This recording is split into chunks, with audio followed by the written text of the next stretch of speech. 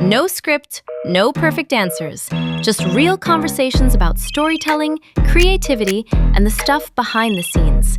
Welcome to Unscripted with Ali and Ben. Pick up the phone, damn. Yeah, pick up the phone. Customers really appreciate values in a business. And I think that it's maybe something we kind of skipped in our masterclass a little bit, because it doesn't necessarily align with the marketing conversation we were having. But I think that when it comes to marketing in general, and I just had this conversation with Lisa, she's like, "You're terrible about this." I was like, "Great, thank you."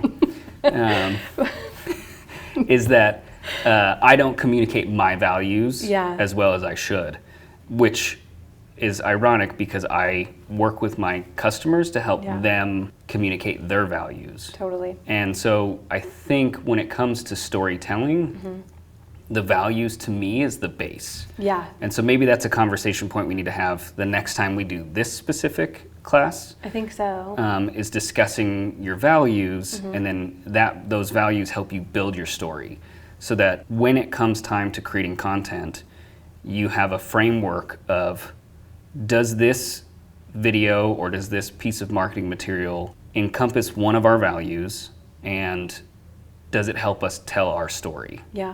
And if it does, then I think it's a winner. If Agreed. it doesn't, then I think it needs to be workshopped. I agree. And I'm glad that you brought that up too, because I remember somebody asking something at the very end of the master class about values, and I didn't have it in the presentation, but it's something I always have in my pitch decks. And why storytelling is important is because 64% of consumers will go with you as a brand if they align with your values more than your competitor.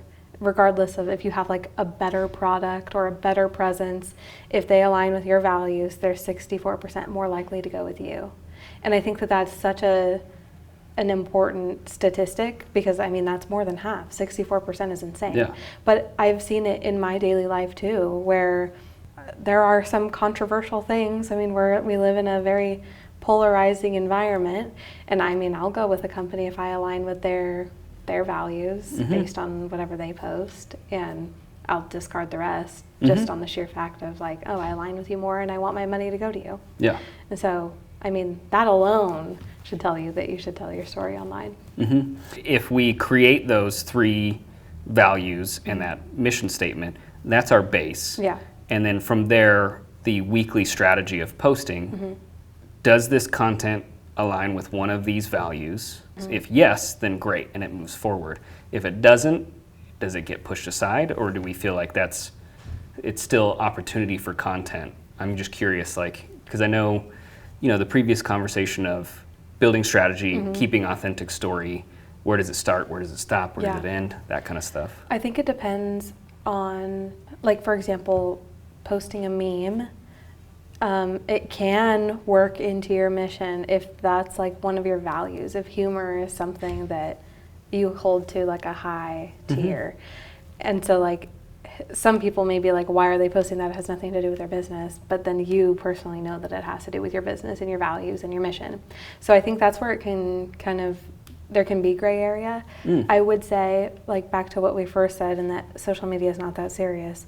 I don't think it should prevent anybody from posting a thing unless it directly conflicts with their values that they have already been posting about, because that's where you lose trust with your audience. If it's not point blank filling one of these buckets, I think you could still post it. For example, I would post about my dog, even if it didn't necessarily fit into any of these things necessarily. But if I want to post it, I'm going to post it, as long as I'm not saying I hate dogs.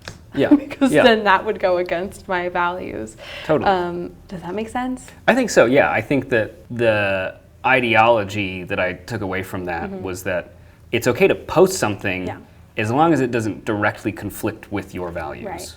Right. The core of your calendar should be about your story, relating your content to your mission and your values and your brand. And that's the base. That's what you need to have in your content calendar. But you can always add things aside from that, as long as it doesn't conflict with that base. I like that. Okay. I think that makes sense. Perfect. I mean, I post my dog in his like little pineapple costume all the time. I know, adorable. I know. Yeah. You always like it. I know, I'll always like a picture of a dog if they're cute. Yeah. Yeah, which your dog is cute. He's adorable. Yeah.